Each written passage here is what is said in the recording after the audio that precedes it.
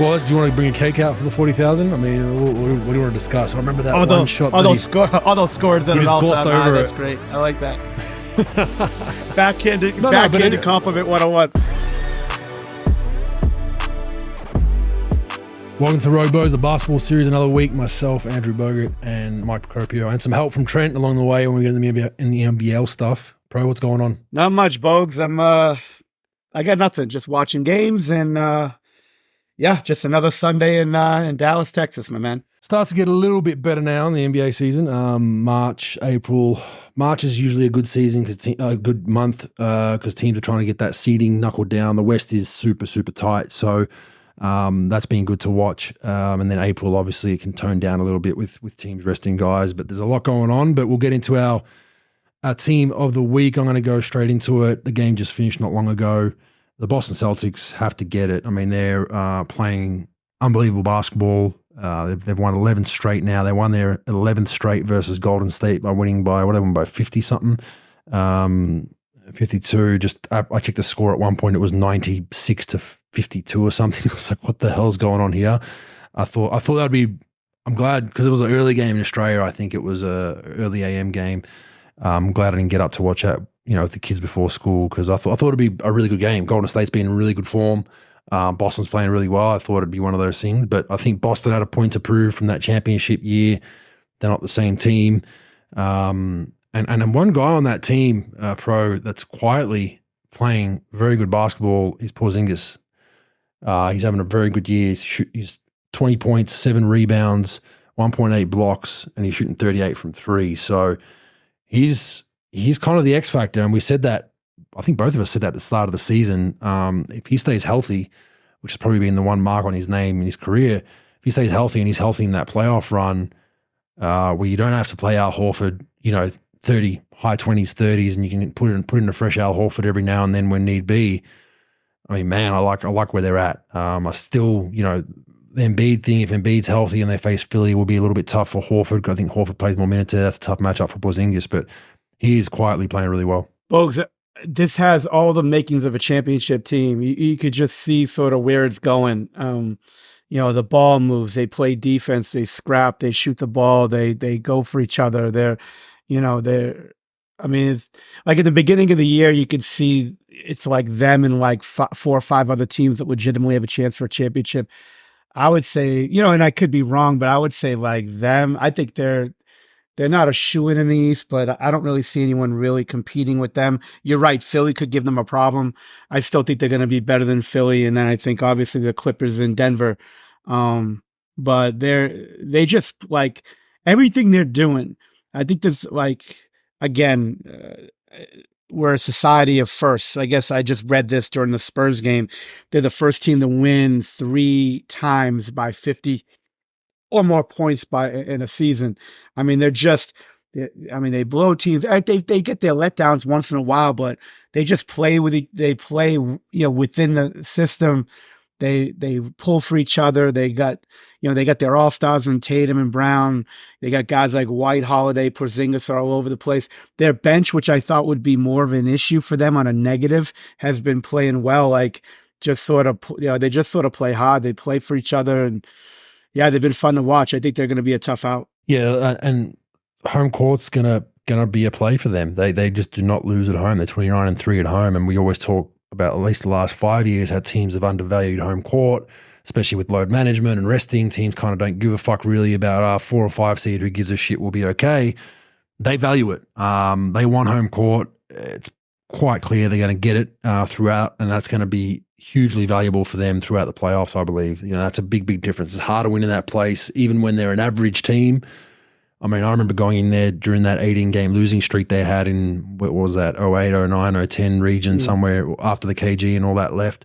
And it was still hard to win in there. They're on an 18-game. They actually beat us. We were the team they beat to get off I think that was 07. I think that was 07, yeah, right before the championship. Before they got them, yep. Mm-hmm. But point being, that's a tough place to play. They're a passionate crowd, and they're good. So, yeah, they've been playing really well, and they're one of the fun teams to watch. So I think they'll definitely be. And look, I don't see anyone in the East. I brought up Philly. If Embiid's healthy, is probably the one outlier, just because they have a matchup that Philly could kind of look towards to win quite easily.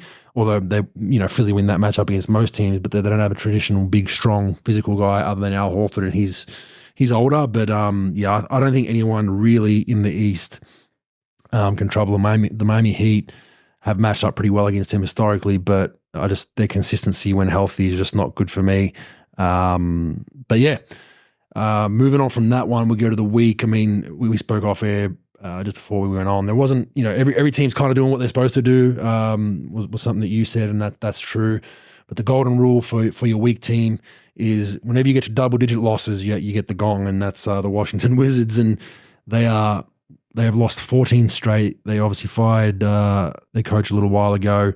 Jordan Poole's gone to the bench. It's just ugly. It's an ugly roster. It doesn't fit well, and they're, for that exact reason, 9-51 and not looking good. So I haven't watched too many of their games. I've ran into them a few times if I'm watching another team by accident and they happen to be playing the Wizards, but I don't circle any of their games on the calendar. They're a boring watch, and they generally lose in games. So they get my gong, pro. Yeah, I mean, the guy that took over is Brian Keefe. It's a longtime friend of mine, and I mean, look, I guess he's a longtime assistant coach in the league, been in a bunch of places, and it's I guess everybody's dream to take over a team, except if it's a team like this. I guess they're just, like you said, there's no real direction yet, and they don't have that player that they could build around. They don't have that unbelievable rookie that they drafted. They don't have that unbelievable player that they acquired. They don't really have anything like that on their roster. Like Kyle Kuzma, Kyle Kuzma is a good player. Everybody clowns on him for one reason or another. I think he's a solid player. He's like a solid third, fourth option in a team, but there's not really that, like when you take over, like when Sam Presti took over Seattle, Oklahoma City, and they were really bad, but they had all those draft picks.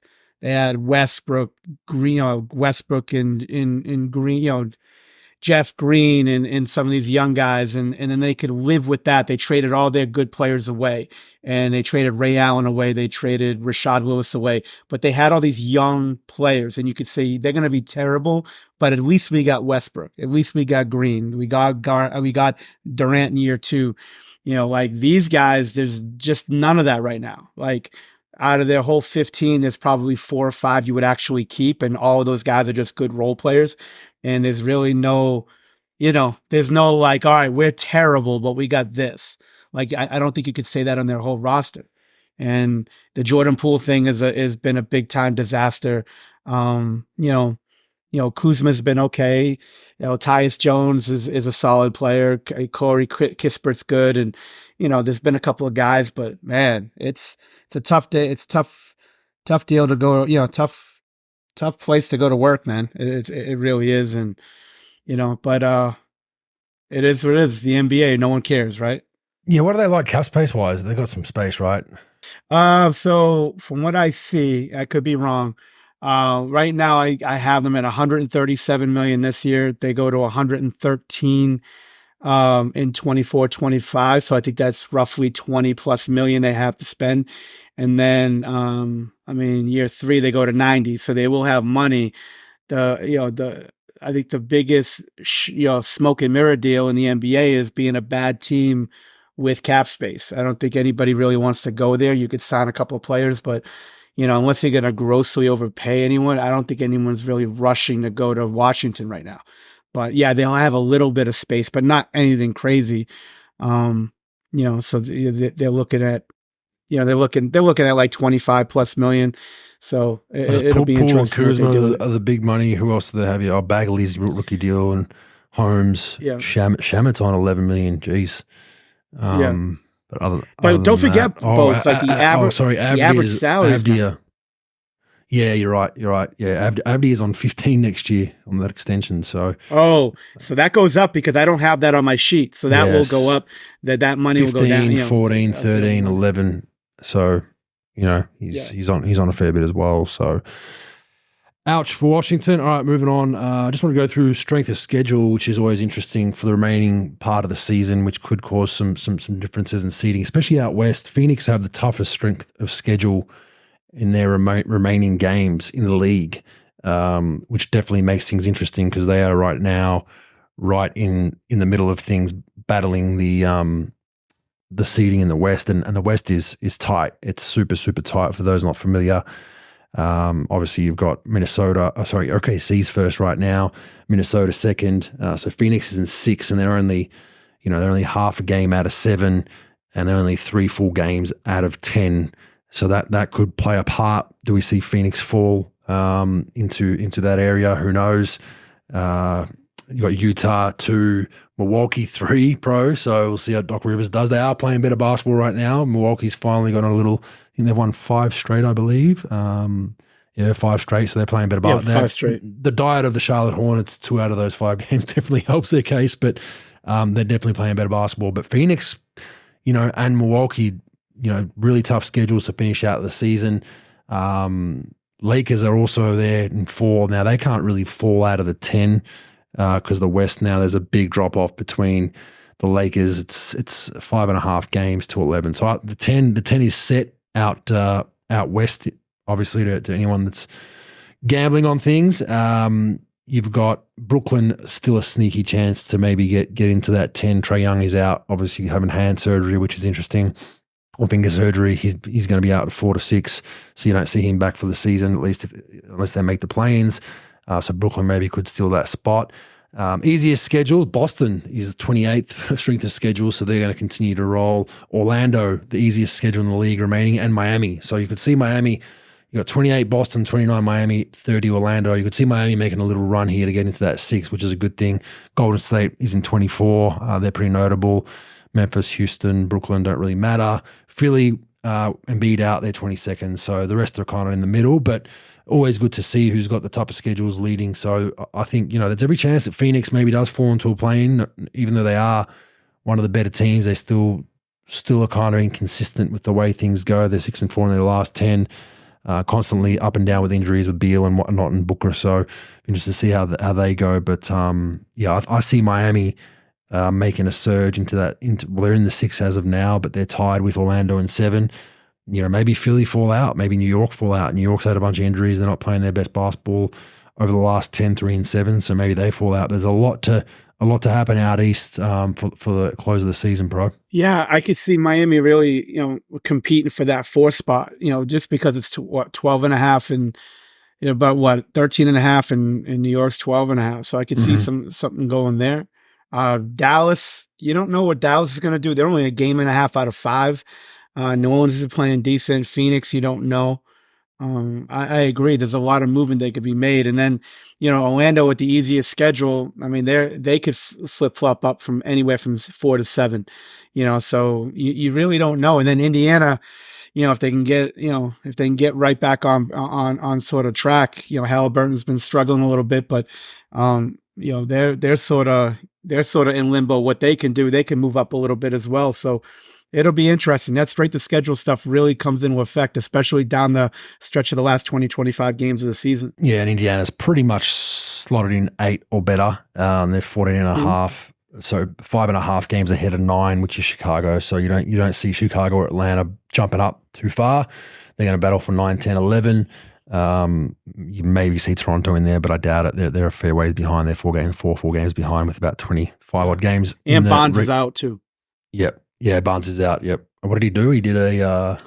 I thought a fracture. Was it a fracture? Fifth metatarsal fracture. Sorry. Yeah. Yeah. Okay. Trent from the bullpen. I love it. Yep. Barnes is out after that viral video of him talking to. Who was he talking to? Was it Luka Doncic that I sent you, pro? No, it was Giannis. It was Giannis. Yeah. Yeah. For those who haven't seen that, I don't know what language he was speaking, but neither did Giannis.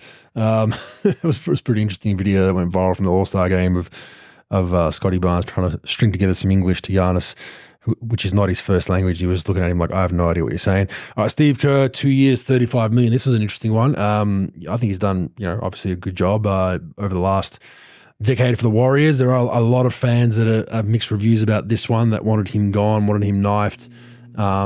What I say to those fans, even if you absolutely despise Steve Kerr, who are you bringing in? Like, there's not a lot of there's not a lot of coaching talent out there just to replace a guy that's got you 4 championships, pro. But I think a good deal for Steve. It's a shorter term deal, so they're not selling the farm for 5 or 6 years. A really good number for Steve. I mean, although in California it won't get you too far, but all good otherwise. How do you feel about that deal, pro? Yeah, with that money in California, you can go from that Nissan to for an Altima. A Nissan Altima to a Tesla pretty quick. But that's about it. Hey, look, that's payback from what he's done in his career for them. I mean, you're only as good as the talent that you have. So, like, there's no really saving grace as coaches in this league. They don't really, it's a little bit overrated, in my opinion. They could take you over the hump from borderline championship to championship. But, I really think that, look, he's done so much for that organization. I don't think he's not Red Auerbach by any stretch of the imagination. He had great talent. He put them together. He was a driving force for that team. But look, from what he's done and what the money that team's making, I definitely think that that's fine. And look, I think that sort of coincides with the years that Steph's got left in his deal. Bogues, is that true? Yeah, that's exactly what I was going to say. If you think that the Warriors made this decision without Steph and probably maybe even Draymond, you'd be crazy. So yeah, it definitely does float with that. At this point, with the players they have, and Steph and Clay and Draymond, you want to keep familiarity. I think. I think the worst thing. My thing is, if you go coaching change now, you're basically blowing up the roster. Like I would not bring in a new coach. Imagine they bring in a new coach. It's a rah-rah and wants a new system, like Draymond, Clay, Steph. Like, it's just going to be like, hey man, like, what we've done's won. So the organization knows that. I think it's the right decision for another 2 years. It coincides with Steph's deal, keeps Draymond happy, keeps everyone happy, keeps it all kind of flowing. Maybe they make a few tweaks to that roster in the offseason if they can, and maybe they make another run. But look, they're playing good basketball right now. Is it reminiscent of the year they went to the finals against Boston? Not quite, but they are making a little bit of a push now. Bar that slip up today, albeit Wiggins out again for personal reasons. They're still a sneaky team that you wouldn't want to face coming out of the play-in. If you're that that 3-4 seed, and then you got to the 2-3, right? Play the play-ins. Is that right? Do I have that right? What's up? Who plays the play-in teams? 3 and 2, right? One and two. 1 and 2. Yeah, I mean, that's for 7 and 8. Sorry, yeah, brain freeze.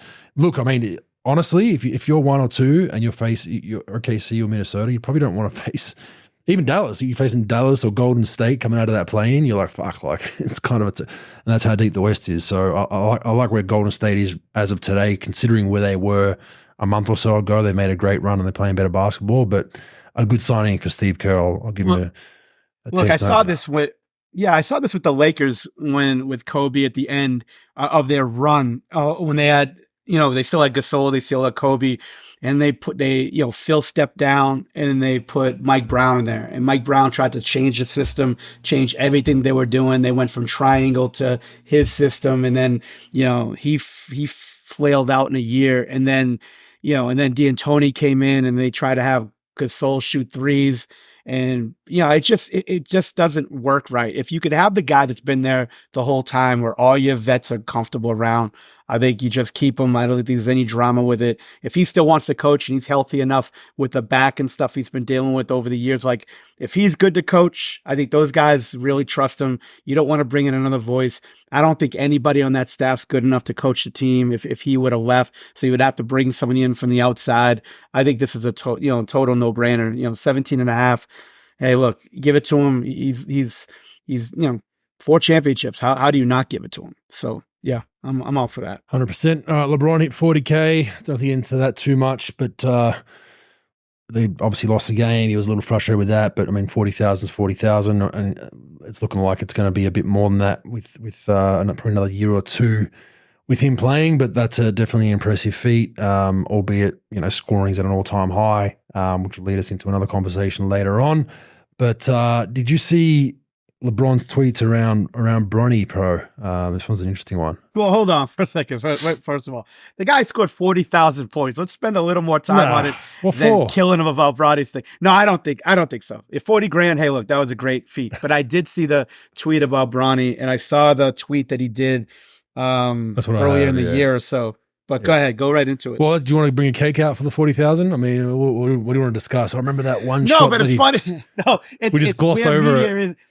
It's where media is today. Like 40,000, the actual basketball fee, we skip over it. And now we're going to go right into the Bronny thing. I respect it. Don't get me wrong. I'm just saying. I just have nowhere else to go. I mean, he scored 40,000. What do we say? It's like Kareem scored. All those scores at an all-time high. That's great. I like that. Backhanded compliment 101. No, not really. I've been on record and saying, once he breaks a scoring record, you got to have him up there as, I'm a huge MJ fan, but I was always, no way MJ's the GOAT. Now I'm kind of like a bit more open to the conversation, right? Like just because I think it's very impressive. And I think just his longevity is what's impressed me most about his career, the level that he plays at. Dude, I'm just joking. I just think it's funny how we are today. Like Caitlin Clark breaks the record. Her college coach, instead of being like, look, I'm happy for Caitlin, blah, blah, blah, just goes on the offensive about this is what they're saying about her, all the haters, this and that. How about enjoying it instead of like going on the negative side and going on the defensive about the stuff? How about just enjoying what they did and then moving on? No, it's got to be, they say Pistol Pete did it in 3 years. This girl should have had it, da-da-da. I'm like, can we enjoy fucking anything today? Nothing can be enjoyed. So we should skip the Bronny tweets then? Is that what you're saying? No, absolutely not. Let's get into it. All right. So you rewind to March of 23, and this is when LeBron James said that Bronny definitely better than some of these cats I've been watching on League Pass today. Shit, lightweight, hilarious. So basically saying that he should be in the NBA as of today in March. Last week, can you all please let the kid just be a kid and enjoy college basketball? The work and results will ultimately do the talking no matter what he decides to do. If y'all don't know, he doesn't care what a mock draft says. He just works, earned, not given. Bit of bipolar there, in my opinion. I think I like the latter. I like the latter tweet. If the first one wasn't there, I'm more of that. Like, just do your work quietly. Everything will take care of itself. But you're the one that put pressure on your own son, bro.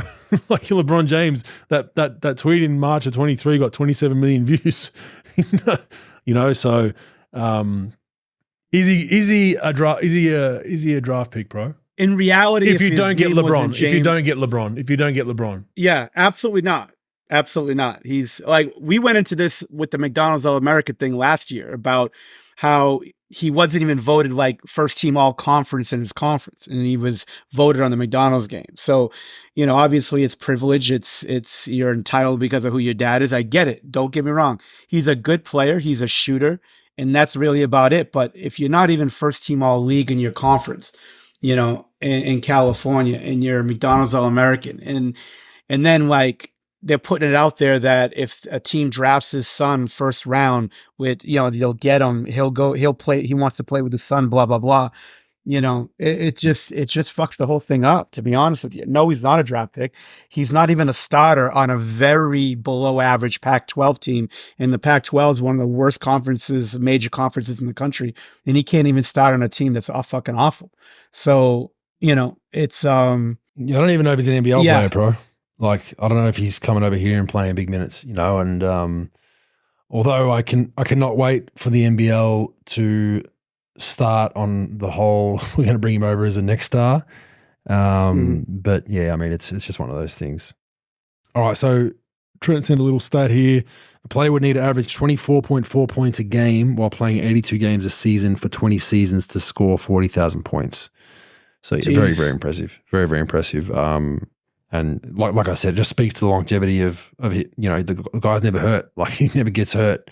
Now there's rumors and conspiracies around that, and you can have those, but the guy is never, the impact that he takes, he's got an elite kind of body as far as how strong and quick he is, and just does a phenomenal job of playing. In the age of load management, I think that's where, from my opinion, most of credit should be given to LeBron. Is just that he's there every night. He's there every night. You go to watch him play. He's rested a little bit the last couple of seasons of the Lakers every now and then, but for the most part, he's playing 60, 70 a night, even the last couple of seasons. So pretty impressive there. Jacque Vaughn fired a day after our last podcast, replaced by Kevin Ollie. That's not too much of a shocker. Jacque Vaughn reportedly pretty hard taskmaster, so he's out of there. NBA All-Star viewership, Pro. Did you see the numbers for the last NBA All-Star game, Pro. Since I haven't watched an All-Star game since like 2004, probably not, but go ahead. I mean, So let me know about it. 5.5 million. It beat last year's all-time low of the last 20 year. Well, I don't know if it's all time, but last 20-year low. So 2023 was 4.6 million. But you look at the numbers historically, 2003, 10.8 million people watched the All-Star game, and it has literally plummeted about 1 million each year since then, or about 500,000. The other all-time high in the last was 9.1 million in 2011. Ever since then, it's just been in a decline. So I think it goes to we don't have to get into it, what we've been talking about the last couple of years around they need to do something, they need to fix it. We're clock back to other podcast listeners if you want to get into what our suggestions were, but the numbers don't lie, and I guarantee those numbers are probably even fluffed with probably adding a few here and there, and there's probably a couple on in airports like CNN's viewership and Fox News' viewership numbers get they rise because it's just on in a fucking airport all day, like all the airports around the country. So, but yeah, the numbers don't lie there. Did you see the Isiah Stewart thing, Pro? You know, the back tunnel punch? The actual video, because we did talk about it, right? On the last podcast. Yeah, but three games. That's it. Oh, the suspension. Yeah, 3 games. Yeah. What is that? I don't know. I have no idea. That's bad. That's bad. Like that in my opinion, is like, you get a game for throwing a punch and missing someone in game. You've actually gone into a tunnel and bopped someone connected and got 3 games. I don't know. Is there more to the story? Was he baited? Was he? There's got to be more to the story that we don't know. They haven't released anything. I haven't seen the video. I haven't really. They didn't really go into if there's any bad blood, what it was about. I mean, you got to think that there's something, because, you know, Isiah Stewart, look, he's probably most notably known for, you know, wanting to decapitate LeBron James and have to be held back by 38 people. But like you don't know, like, I don't know what the backstory is. I don't know if Trent knows or whatnot. I haven't really looked into it. But 3 games, like, to me, I'm always like, make an example so it doesn't happen again. Like, to me, I would have done 10 games minimum. Like, I would have really shown a message, set the message of like, this is the NBA. Like, what are we doing? You can't be going after people like animals. It's not good for business. But yeah, I guess they said 3 games, and, you know, I don't know. Maybe it's because the Eubanks wasn't hurt when he did it. I have no idea, but I thought it was a little low as far as the number that he got. But again, nothing really surprises me that much anymore. I think it's really low. I think you know, you can't have this kind of stuff go on. That's why I think there's more to it that we don't know. You know, I hate to victim blame, but 3 games makes no sense. You know, those kind of things can really go astray in a back tunnel of an NBA arena, if other players get involved and personnel and coaches. You just don't want to okay that. I think you know, a 10-gamer should have been probably more on par with what I would have thought would have happened, because I know the NBA, you know, stamps down on stuff off the court heavily, and I think they missed the boat on this one. But yeah, just a head scratcher. I think there's more to it in that story. The NBA competition committee has begun reviewing whether the game has been too advantageous for offense. Where the fuck have they been? I mean, it's like teams are scoring 150 points a game. Like Indiana's like, I look at their game sometimes, and it's the third quarter, it's like 120 to 105. I'm just like, what? There's a whole other quarter left.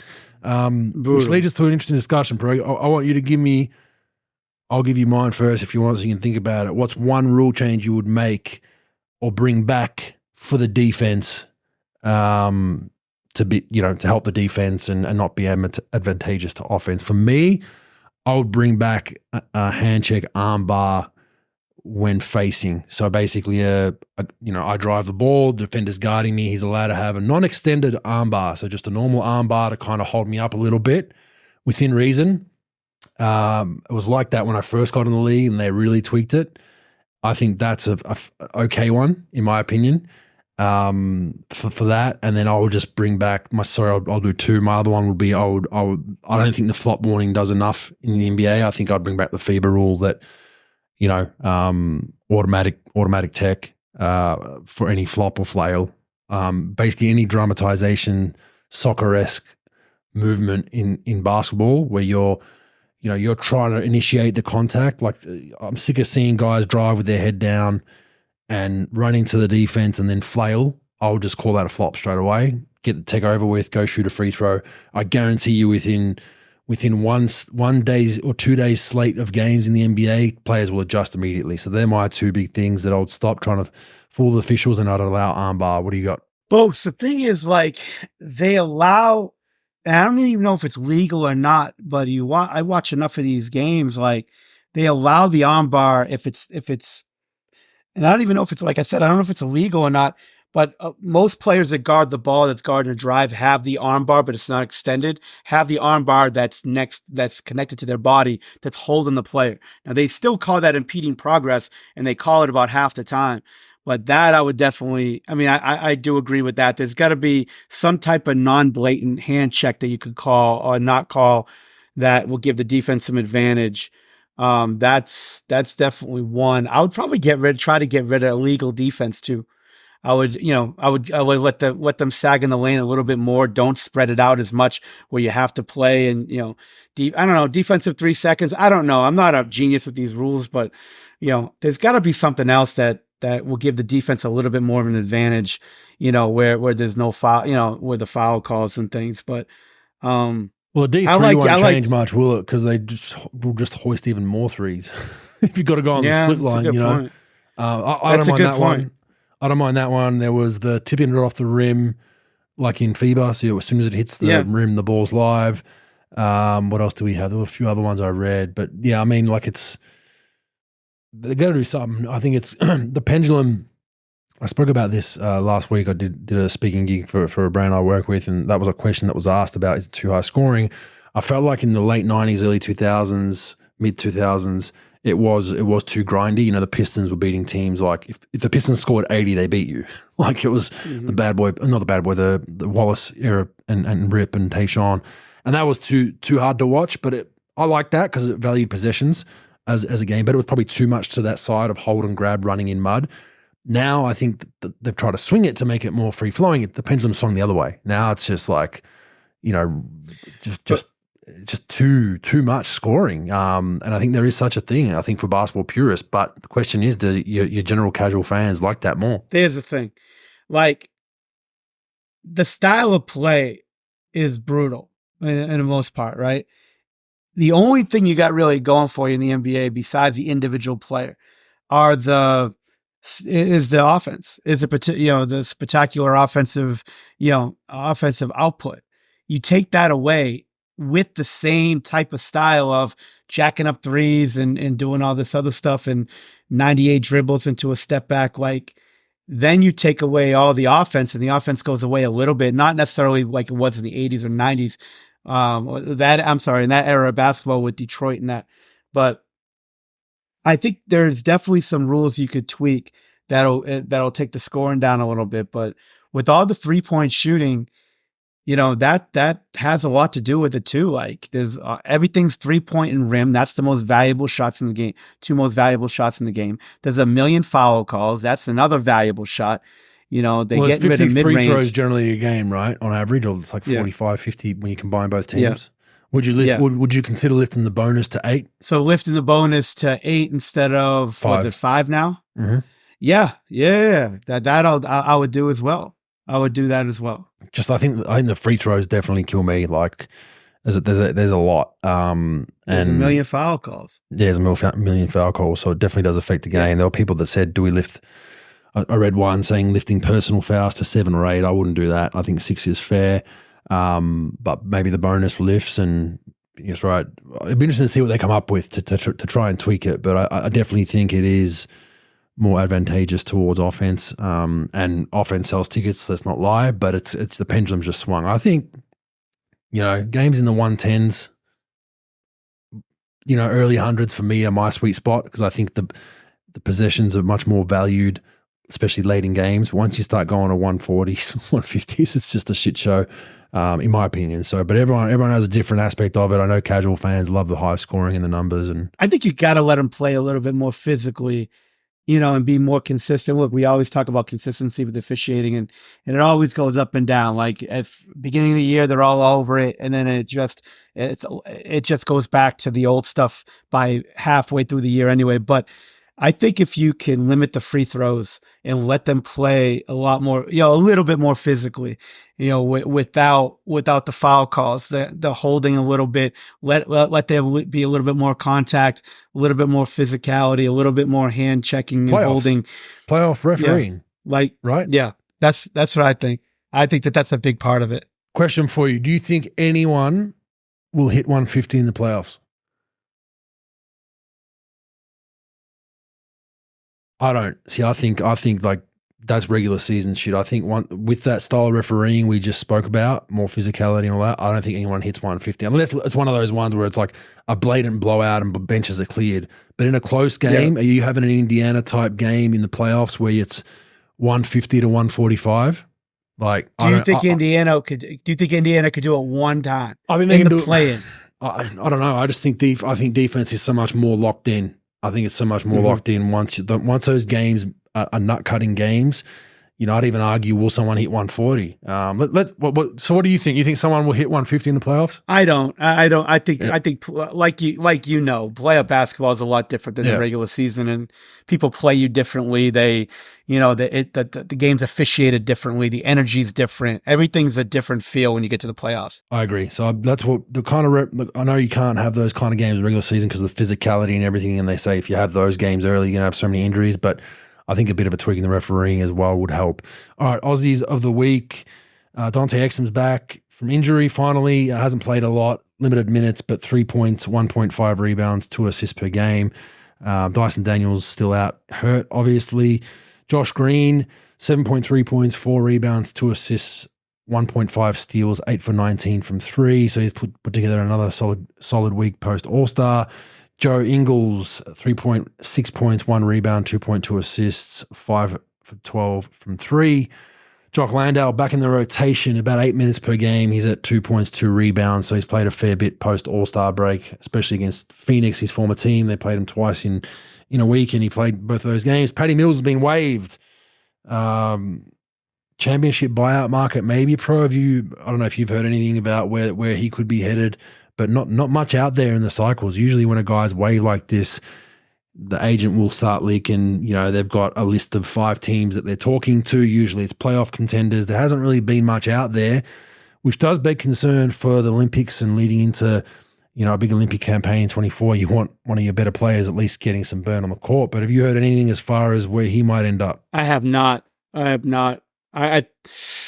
there's really not I don't see a lot of teams right now. Maybe they bulk up and get size, or maybe they have a guard that's fresh and a little younger, but I haven't really heard anything.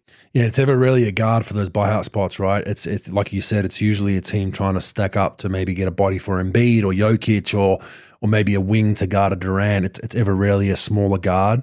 And it's interesting they'd make this move with Trae Young being out. So I'd assume Patty's people have gone to Atlanta and said, I'm at the end of my tether here, release me, I want out. And they've obviously released him. But you would have thought there'd be some minutes available this next 4 weeks, 4 to 6 weeks with Trae Young being out. Matisse Thybulle, pretty good week for him. 5 points, 2.8 rebounds, 1.6 assists, 3.4 steals a game, pro. He's 17 steals in the last 5 games. So that's where he makes his money, and he's doing a great job defensively for Portland. But they obviously suck. But I think he could be a valuable piece that someone makes a move for in the offseason that can maybe bolster a championship team. The problem is he's on a decent salary, whether you do that or not.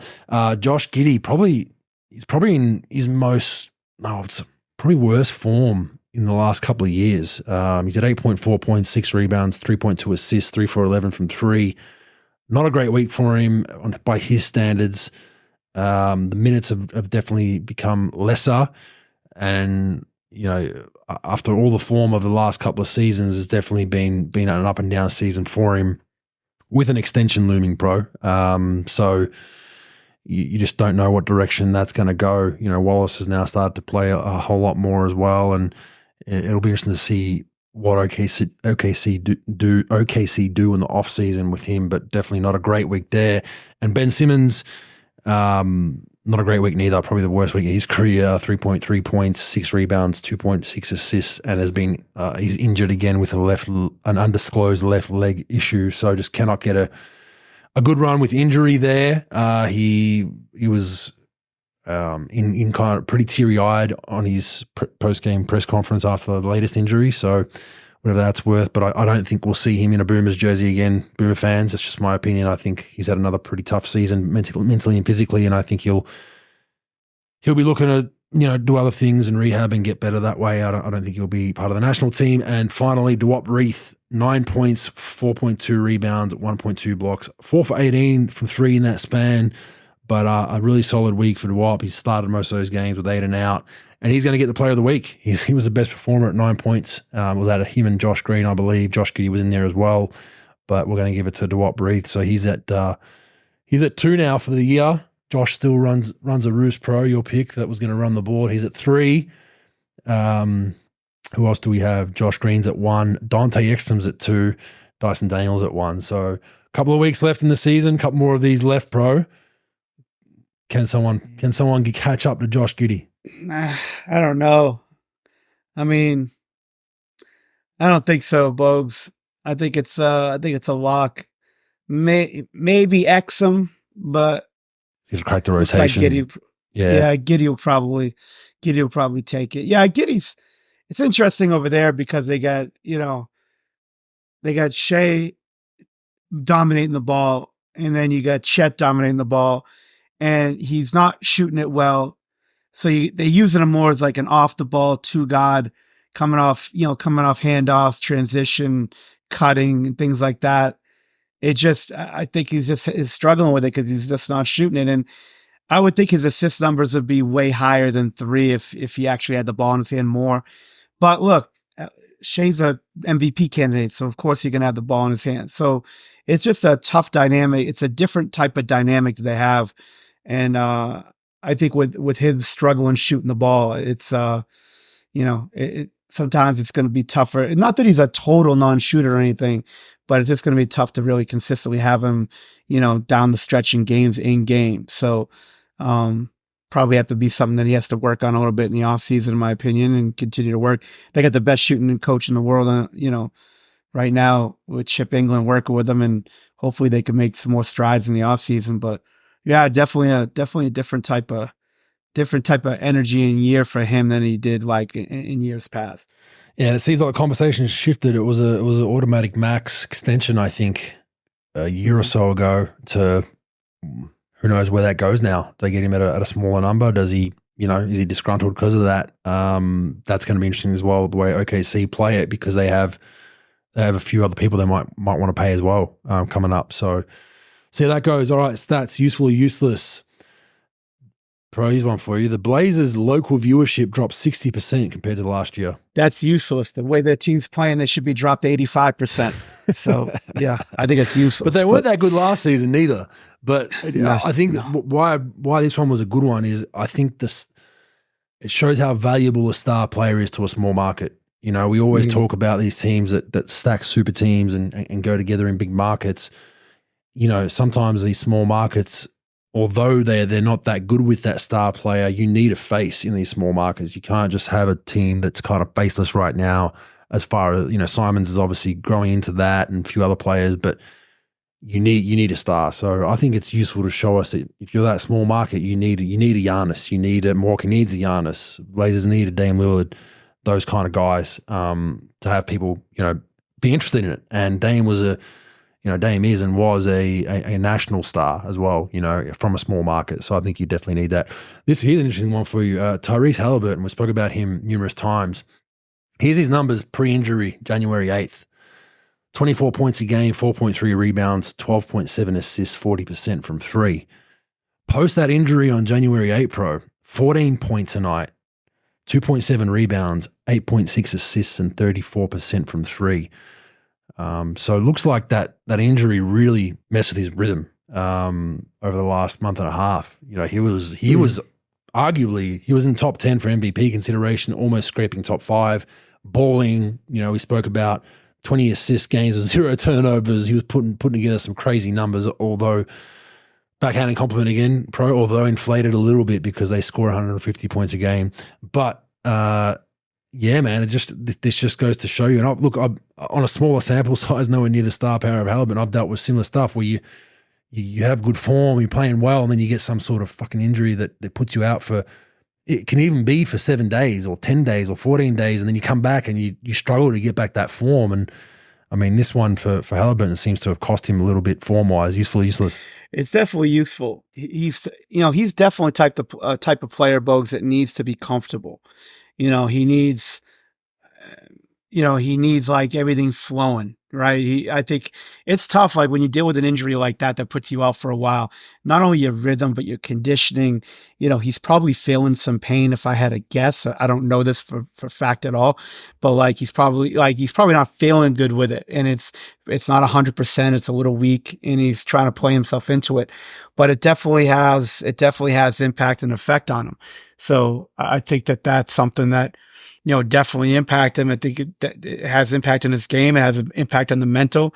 He's definitely playing at a different, it's just different when just watching him. I watched a ton of tape on him in the last 2 or 3 days, and you could tell he's just a little different. I mean, he was scoreless the other night, 0 for 7 at New Orleans. It's imagine a guy like that who's in the MVP. I haven't seen that in a long time, where a guy that was in the MVP consideration go scoreless in a game. And just a drop off, right? within a month and a half. Yeah, I mean, look, everybody can have a bad game, a terrible night, but it's just an interesting deal, and that team needs him. I mean, Siakam's a good player, don't get me wrong, and it's a good pickup, but if Halliburton's not rolling, oh no, they're not going nowhere. They might even. They're not going nowhere without him. No way. Nembhard, Naismith, all those guys are like spot up shooters, straight line drivers, guys like that. Turner's a decent player, but if you don't have that guy in that system, it doesn't go. And, hey, look, he's had a phenomenal, like they've been a team year in and year out that nobody wants to really go to in free agency. Now they're talking about like Paul George wanting to team up. I'm not saying it's going to be true, but they do have a potential chance to sign a pretty big player in the offseason because of the way they play. They got Halliburton there. They've got Halliburton and Siakam, and they got some guys, they got some cap room. But from what he's done, he's really changed the whole trajectory of that franchise. And I don't think anybody, when they made that trade, would have said that this guy is going to do anything close to this. I think everyone thought he was a good player, but being a franchise player and a difference maker and an all-star starter and all of that, I think that's a hell of a deal. And, I'm sure he'll get back to form, but if he's not feeling well, and then you get these games, like everybody's playing back, every other night, then they go back to back. You don't have that much time off, and you played a ton of minutes already. It'll be interesting the way, if he could find that form by the end of the year. Yeah, I agree. You want to try to find it now, that's for sure. But they're fighting for a decent playing spot now. Just really interesting what the injury's done to his form. We were speaking about off air about Jaylen Brown and his left hand, but this is an interesting one that popped up in an interview online. Boris Diaw claims he never scored a bucket with his left hand his whole NBA career.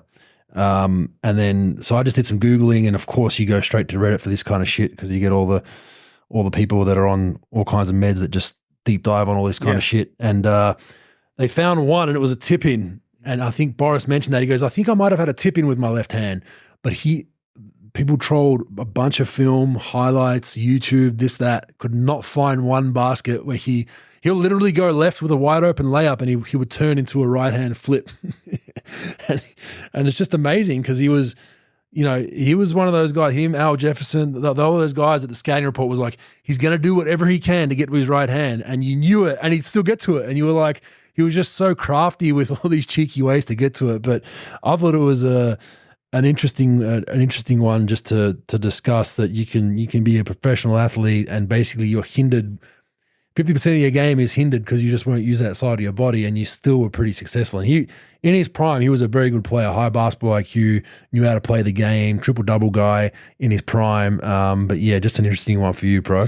Yeah, I mean, I'm probably the biggest advocate on the planet for developing your left hand and studying it. And like Al Jefferson, we drafted him when I was in Boston. Al Jefferson will take you on that right block, back you down middle to the left hand, and he would literally turn like to shoot the hook with the left and shoot it with his right hand.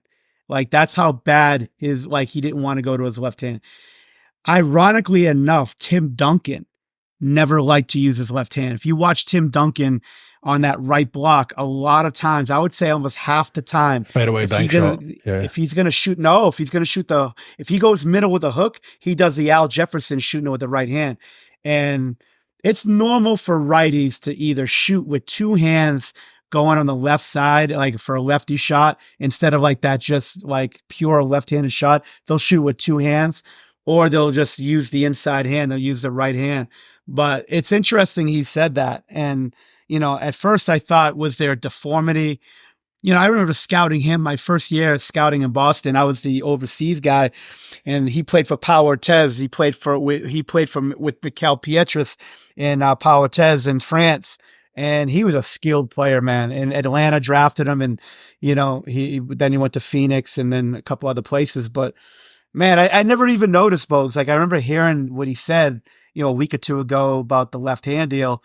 But that's interesting, and it's unbelievable that they would actually like scour film on. Imagine like wasting your day scouting film on Boris Diaw from 8 years ago to see if he used his left hand in like Philadelphia on a cold February after February. You obviously haven't been on Reddit very much, Pro, have you? No, you obviously haven't seen what kind of people frequent that Reddit. Like these guys will deep dive anything. They'll deep dive anything, like how tires are made in India or some shit. Like someone will put a post or a topic discussion, and there'll be 50 people debating on how they're going to research it. So it is cool.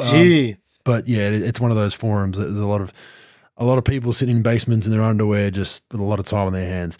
Next one, total blocks in February. Pro, you sent me this one, I believe. Yeah. Wembanyama has 38 total blocks for February. The Clippers have 36. The Bulls have 36. The Blazers 30, and the Heat 26. So he has more than all those teams' complete rosters have blocking shots. I mean, he's going to cause a lot of problems in this league over the course of his career. And by the way, his matchups with Chet already have some fire. They don't like each other. They played each other in the World Junior Championships. There was a battle there. There's it's not nowhere near there yet. A Magic Bird, it feels like one of those that has a history pre-NBA. You don't get those very often these days because of all the different paths to come to the NBA. You can go college, high school, AAU, NBL, Europe. I mean, there's not really a lot of rivalries that come from juniors. This looks like a genuine I hate you, motherfucker.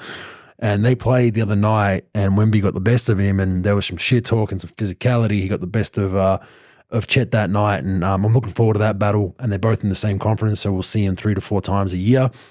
But Wemby's not only that, he usually has 3 or 4 steals a game just by accident, because guys will just throw a routine bounce pass that works 28 games out of 29, and they face the Spurs, and this dude just accidentally gets a fingertip on it because of his wingspan. But amazing guy to watch, and just how graceful he moves with kind of how long he is has been fun to watch so far, bro. But the block shot thing's pretty crazy.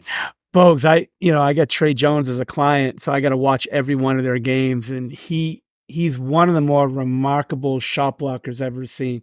Although it is hard to watch their games sometimes because the guys who do the telecast, I mean, everything he does is the best they've ever seen in the game, blah, blah, blah.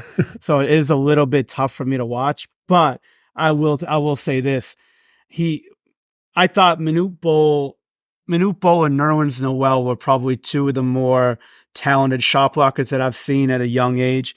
Well, Manute was never young, but, this kid, he just... anything, like he'll chase down blocks, weak side. He'll just guard you and block. He'll come out of nowhere. I mean, he'll in pick and roll. I mean, the shot blocking is remarkable what he does. And like, you weren't too far off, Bogues. Like, they're obviously saying Gobert, but I'm telling you, like, defensive player. If they name this kid defensive player of the year, I wouldn't bat an eyelash at it. I mean, he is one of the toughest guys in the league to score against in the post. I mean, at the rim, and he's remarkable at what he does. And I think the wins will cost him. I think if they were scratching a plane, he'd be very close to getting it. I think their record's going to kill him for that award. But I just based it on because he just accidentally blocks shots and gets steals because he's so long. He just and you can see teams just don't want to go in the paint when he's floating around the paint. They do not. They Steve Nash dribble the shit out of that, meaning that they get to near the basket and they dribble out the other side of the baseline and kick it back out because you can't even get a floater over him. And it's just his ability to be able to recover from a bad defensive play himself or a teammate. Where there was a play the other night where he recovered from the free throw line to get a block shot at the rim with like 2 steps, and it's amazing. It's amazing to watch, and it's a beautiful thing to watch. So now, Pro, there is only 4 teams in NBA history that have never had a player block more than 10 shots whilst on their roster. But you want to get these 4. Wait a minute, 10. There's been 4 teams that haven't had a guy that's blocked 10 shots in the game. 10 or more shots, yeah. All right, give me a second. Let me just look at the teams here. All right. 3 West, 1 East. 3 West, 1 East. All right, give me a second. No. I'm going to go, let's go newer. So let's go New Orleans Pelicans. Nope. Anthony Davis was there, remember? Yeah, you're right. Oklahoma City? No, they had Ibaka. Yeah, Ibaka. Yeah, answer your question. Fuck. I mean, Utah Jazz had Mark Eaton. There's no doubt. San Antonio, forget it. All right. I'm just going to throw teams out there then. Golden State? Nope. Manute Bol. Jeez. Yeah, Manute Bol. Denver had Mutombo. Dallas had Sean Bradley. Yeah, so you can't go them. Nah, Dallas had Sean Bradley. You're right. Yeah, the Clippers? No, the Clippers are in there. Who the Clippers got? Shit, I've named every fucking team in the West. Portland? Nope. Clippers had Benoit Benjamin in 1989. All right, so Benoit Benjamin? Yeah, he had 10 blocks in 1989. All right, Boston Celtics. Yeah, I could see that. Wow. 6'6". Bill Russell never blocked 10 shots? He's 6'6", though. He's not blocking shots. He's not blocking 10. No, Bill Russell wasn't he's a good shot blocker. I'm just giving you shit, but he just couldn't get to that 10. He was too small. Wow. Sacramento Kings. Yeah, Vlade. Yeah, blocking shit. Yeah, Vlade ain't blocking shit. Minnesota Timberwolves. So maybe that changes this season. But Minnesota Timberwolves don't have a 10-plus block. Yeah, okay. And the Memphis Grizzlies have not. I thought you would have got them because they're a relatively new team, Pau right? Pau Gasol wasn't trying to get blocks. Yeah. So, but maybe he had. Yeah, no, he wasn't Vancouver. He was Memphis, right? That's the block shots. Okay, we're going to move into some NBL Pro. As you know, the top 3 is set. Trent, if you want to chime in on this, feel free. But we have the play-in from last week, which was the Kings versus New Zealand. Kings are out. We'll get into that in a second. Illawarra played Tasmania. Tasmania won that. So now they go to play Perth in a 3-game semi-final series. Melbourne will play the winner of Illawarra and New Zealand, which is tonight Australian time. So at time of recording, it'll be tonight our time. Who you got on that, Trent? Who you got winning this game tonight?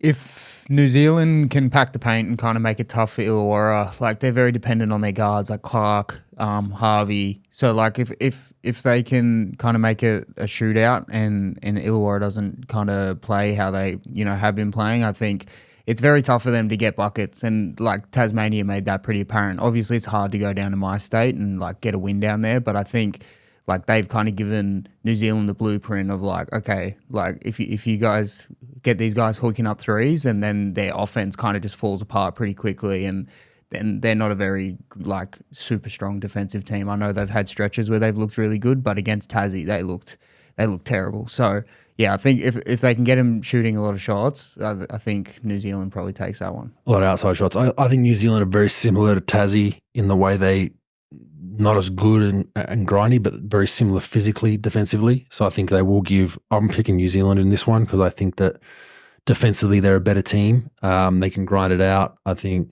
Jackson Cartwright's done a phenomenal job the last couple of weeks offensively as well, made some big shots. I think he's brewing with confidence. Clark's the X factor for me, I think, depending on what his ankle's like. His ankles, he was in a boot leading into that game and ended up playing. That's never a good thing. So he limped into that game, but he's had a week off now. So I'm interested to see if he comes back with some better form. They are at home, which maybe most people, I'd be interested to see what the market say, but most people probably give them the nod at home. But I just like New Zealand. They're a spirited team. They're well coached. They have the youngest coach I've ever seen, pro. They have a guy named Modi Moore. He uses every decibel of his voice box. A guy does not, he gets after his players. He's not shy to get after them, yell at them, profanity, whatever it is. And they seem to respond. I've heard rumors that there are a few, from time to time, some players that tune him out and are rubbed the wrong way. But you got to give credit. It works for him because they respond to him, and he's up and in there. I remember we played him with the Kings this preseason. We played him in a closed-door preseason scrimmage, and all you could hear was his voice the whole game, like yelling at refs, yelling at his players, abusing his players in timeouts. You're just like, holy shit. So I know some players don't like it, but he's one of those coaches that, I don't know, maybe the players bond together even more because of that, and he does a good job with it, and he's a pretty good coach. But they knocked out the Sydney Kings. They're done. As broken last week, we have released Coach Mood and wish him all the best in his future endeavors. But we were disappointed with the season. I think a lot of people were. I think just an inconsistent year of ups and downs. I think some of the players have to take some of the blame as well. There could have been some players on there that I don't think fully bought into what Mood was doing, which doesn't help his case neither. And as Pro knows, when these things go astray, your coach is obviously the first line of fire, and unfortunately that's the way it's ended. But I will stress there are some players that definitely did not shape up to what we thought they would have, and it just didn't fit. We felt we had a very talented roster, but talent doesn't win you championships, and the talent just did not fit and mesh the way we thought it would. So we have a lot of work to do. Our roster, we have 5 contracted players for next season. Jalen Galloway is just signed with the Milwaukee Bucks, which is a big out for us on a 2-way. There is a chance he does come back, depending on if the Bucks keep him long term or not. But that's a tough one. And we're in the process of hopefully announcing a coach in the next couple of days. A lot of rumors going around, some right, some wrong. So we spent this whole last weekend, obviously we moved late last week. We went straight to work on the weekend and, conducted, some interviews and reached out to some people. So we had to get on this immediately because free agency is around the corner. Free agency is here already. You can already re-sign your own guys. We can't afford to have this interview process string out for 2 or 3 weeks, and then we miss the boat on free agents that we want to look at. So we're gonna have it all done and something out within a day or two of this podcast. So you'll see all that. But busy week as far as all that goes. And like I said, we wish Mood all the best going back to the NBA and the G League. Justin Tatum has signed a 3-year extension in Illawarra, so I think a very good move for them. He's done a fantastic job. They were last at one point this season. He's bounced them back into a top 4 finish, which is very, very impressive for a small market team. Ninnis has re-signed with Adelaide for 2 years. I think good decision for them. He seems to have done a pretty decent job of turning that place around. Humphreys has stayed in Adelaide for a big number, rumoured. So he signed a 3-year deal there. And just finally, just wanted to finish on NBL stuff. DJ Vasiljevic, I'm not sure what the deal is, but he just continues to throw stones at the old Sydney Kings. And I just want to go through this again for people that are not familiar with what happened to old DJ. But I don't get why there's all these stones thrown. He's making comments on social media posts about ongoings that no one knows the half of what happened in Sydney. And this is a guy that's won 2 championship with us. We try to support him all through it. He was contracted for this past season with the Sydney Kings. We had him on the end of his 3-year deal on that deal. And he came to us and said at the end of our second championship, hey, I've got an opportunity to go to the NBA on a 2-way or an Exhibit 10 deal with the Washington Wizards. And we said, well, you contracted with us. Like, yeah, okay.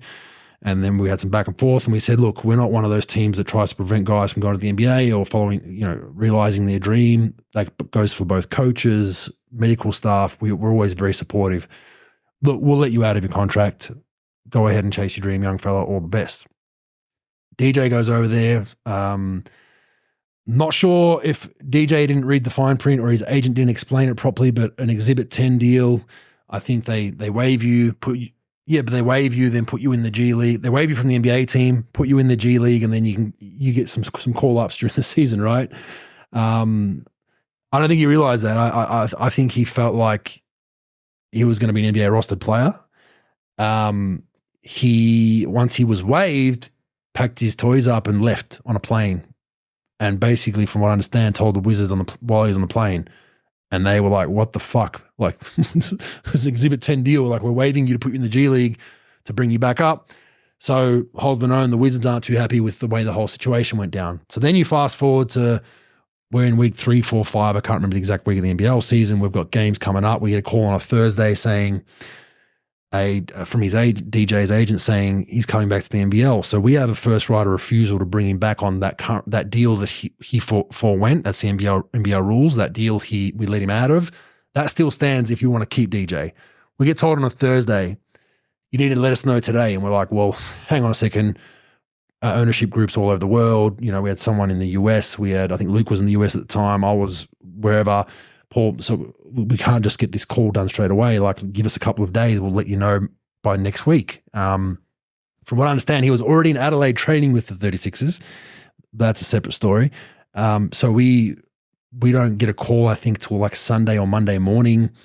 Adelaide's called someone from Adelaide called me. Someone from Adelaide called our ownership group on like the Friday. Can you release him? We said, look, we don't know what's going on yet. We might consider a buyout. If you want to offer a buyout, let's chat. They didn't offer anything. And then it gets to a point where we have to make a decision. So we meet Monday, I think, morning, and, we've got our roster set because we're in week 3 or 4 of the season. So our salary and our budgets are all set. If we bring DJ in, we have to cut someone from our roster that's been playing. At that time, we're actually playing well. I think we're top, second or third on the ladder. And we also have to eat the salary. On top of that, there'll be a tax portion of his salary because we'll be over the cap because we've budgeted our way, right? So we're like, fuck, we're negotiating this as an ownership group, and we're like, what do we do? Do we bring it back in the fold? Don't we? We ultimately go to the coach and say, do you want to roll with the roster you got, or do you want to try to make a move to the roster? He goes, look, we're playing well right now. I want to keep it as is. So we let DJ's representatives know, look, we're not going to bring you back because we don't have the cap space. We don't want to cut someone. If you would have stayed in your contract in the off season like you were supposed to, no problem. You'd still be on our roster. That's it. And he went and signed with Adelaide. But I don't know why he's mad at the organization and throwing these kind of, shots at passing. I don't understand it. I wish he'd air it because I'd love to hear it. And I'm honest. I'll let you know if it's the truth or not. I'm not with Sydney on the day-to-day, every single day with ownership, with the coaching and the GM. But it just scratches my head as a frustration. This is a guy that is a celebrated player for our organization, that won 2 championships, and in those years with the 2 championships struggled with roll at times, frustrated with shot attempts, didn't have the greatest shooting year, the championship year. I know there were some frustrations with maybe he should get more shots or wasn't getting any spots, and still won a championship. So I just hope it ends.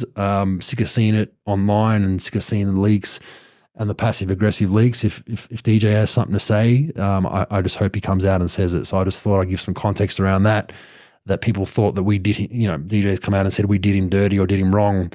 There's not much we could do in our position there unless we burnt someone from our roster, Trent. But I don't know if you follow that too much, but it was just something I wanted to mention because it just keeps popping up with certain journalists. Yeah, it's an interesting one. Like, I don't know, especially after he's just signed a deal, the fact that, the Kings are still even being mentioned doesn't really make a lot of sense. So, I don't know. I don't know too much about, obviously, what happened within the organisation. But, like, I think now for him, with him and Humphreys re-signing in Adelaide and them re-signing Ninnis, his focus should probably shift to, like, especially after the last 2 years Adelaide have had. Pressure's on. A lot of pressure, and it's like they're obviously telling Humphries and him they're the guys, and it'd be about rebuilding that culture in Adelaide because obviously with the happenings of the 3 imports they had there, I feel like the culture over the last few years in Adelaide has been real toxic and just not a great environment to play in, and I think some of the players would probably tell you that as well. So I think it's up to him, Ninnis and Humphries, to really kind of create a culture and create an environment where guys want to play basketball, and then hopefully that results into wins, and then all this chatter can just be forgotten about. But you're right in the sense that it doesn't make a lot of sense. You win 2 championships with an organisation, and this sort of stuff's been talked about after we let you out of your contract. That's a big thing. It's like we could have been the bad guy and just said, nah, man, like your contract would go the next year, but we let you go, and for Adelaide's sake now, you're no longer, their run at the end of the season was commendable, but at the same time, they weren't really playing for much. They had a really rare chance of making the finals, right? It's easy to get up for those games and play spoiler. It really is. Yeah, I agree. Let's see that kind of form once it matters round 1 of next season. That's where the pressure's on. You're paying 2 guys. Humphries had a great year. DJ's supposed to be the face of that franchise from what I hear. He's kind of dictating terms there with free agency and whatnot. Fantastic. I hope I see it because it's easy to do it when the games don't matter. Like the win-loss for them didn't really matter, so that of course they can go in and beat a New Zealand, play spoiler. You were knocked out of the finals essentially, mathematically, 8 weeks ago. So another interesting thing as well is if he's complaining on a championship team that is poised, both those finals runs, you guys were the best team in the league, and I don't think anyone would argue that. If you've got problems with winning and you got problems with being successful, then when times get tough, you're on a 3-4 game slip, 5 game slip, you got a coach in there that he's probably not super familiar with, like how quick and how, does he start pointing fingers at people and, start shifting blame? Because if he was doing that when he was winning and has problems with winning, then it's going to be interesting to see him be the guy, because on the Kings, maybe 3rd, 4th option. Yeah.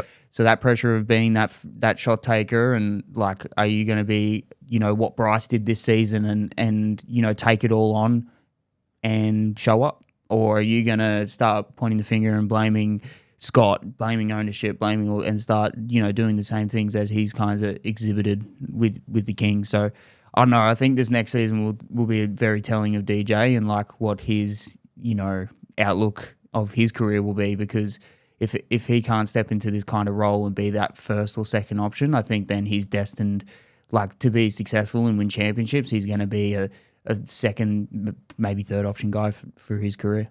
Yeah, and he can go. Like he's a bucket. Like when he gets in one of those moods where he's hot and feeling it, he's fantastic to watch. But I mean, even with this Adelaide year, I think he was close to 20 a night at under 40% from the field for the season. So there is some improving there, but that's the kind of role that he's going to play. Is he your number 1 option? I don't think so. I think you still need a good import that can create. He's not a creator for others.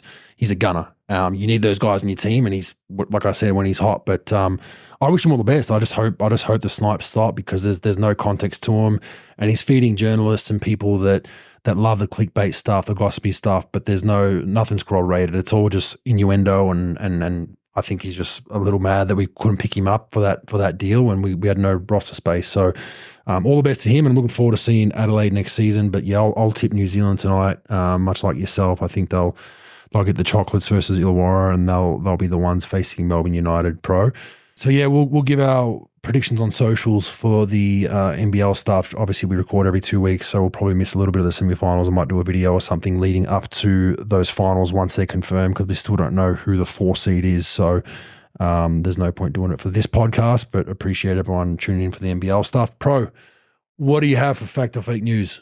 Bogues, after watching Wemby versus Chet, I think we've talked about it before, but do you still consider Chet a rookie? Or actually, we were just talking about, should we change that rule about if you hurt for that first year, you're not really a rookie? Do you consider him a rookie? Fact or fake news? Fact. I still consider him a rookie. I mean, if you haven't played, how many games did he play? Did he play any? No, preseason, right? Summer league, wasn't it? Yeah, injury. I think if you haven't played any, but you had a year of being in the pros, though. Yeah, but he's not playing though, man. I know. I think it helps him get a leg up, but I think it. Who was Donovan Mitchell and Ben Simmons, right? Yeah, Donovan Mitchell. Blake Griffin did it. And Donovan Mitchell, Ben Simmons. It was like Donovan Mitchell, he was wearing the not a rookie shirts or some shit. That was that battle? I think it's tough, but I definitely think it gives you a leg up being around the routine and getting over that rookie wall sooner than most rookies. How much is it helping Chet though, bro? What, 20% maybe? 25%? Maybe? Yeah, you're not playing. I agree, but I think, I think he's still a rookie. If you get injured in the season, different story. I would say, nah, that counts as your rookie year. So if you play 5 games, get hurt, that's your rookie season. You don't get another one. But if you don't play a single game because you got hurt leading up, I think it's only fair to be a rookie because technically you haven't touched the floor. So I would say fact that he's still a rookie. That's short and sweet, Bogues, right? I was wondering, just, a lot of people, like I listen to a lot of people's views, and I don't really have a view on it. I don't care if they consider him a rookie or not, but there's a lot of people talking about it. A lot of the serious radio people talking about it. Like in both sides of the argument. Giving you a leg up, working with pro coaches and workouts and things like that versus not. Well, then what's the difference if a guy came from the NBL or Europe? They were working with pro coaches, right? Like, yeah, but they weren't playing against NBA players in practice. I guess that would be your counter argument to that. But yeah, look, you're never going to make everybody happy. Everybody's going to bitch about something. But all right. Leading off that, then, pro fact or fake news? Will this be the first season in a number of seasons we see a co-rookie of the year? Because I mean, Chet, Wemby's numbers are better than Chet, but Chet's team's number 1. So do we see a co-rookie of the year? I think everything's going towards a co, but I don't know, man. The whole Wemby thing is like the guy can't do anything wrong. Like besides his team record. Yeah, besides team record. But like, man, everything. I mean, maybe because I watch every Spurs game and they're just, man, they just celebrate the guy every 2 seconds. But I mean, for good reason, the guy is having a ridiculous year. But I still say they're going to give it to him, even though it's pointing towards both. But you're right. Like Chet's doing it on a team that's one of the tops in the West. And yeah. I wonder the last time a number 2, it was Darko probably, right? Was Darko number 2 pick? It doesn't really count because he wasn't playing. I wonder the last time a number 2 pick that started was on a number 1 seed team. That might be a first. We love our first pro, but that's because usually you're a top 5 pick, you're going to a shitty team. The fact that you're starting on the number 1 team in the West is pretty impressive. I think it's co, in my opinion, because I think Wemby's numbers are better, but Chet's shooting numbers are better. We went through this a month or so ago. Chet's shooting numbers are much better. Wemby obviously eye-popping with steals and block shots and stats, but they're number 1 in the West, man. Like you got to get some sort of credit as a rookie that you're starting on the best team in the West. So I will do co and I think they will. I think they'll push towards co because you can't hide from the fact, though, the season OKC's having and the one outlier and change they've had is Chet's healthy, So, I'm all for co. All right, pro. Yeah. Appreciate it. See you in a couple of weeks. Trent, have a good couple of weeks, my man. Thanks, bro. Anytime, brother. Work on your left hand, pro. Wipe your ass, brush your teeth, all right? See you next No doubt about it. Later. Hey, no, later.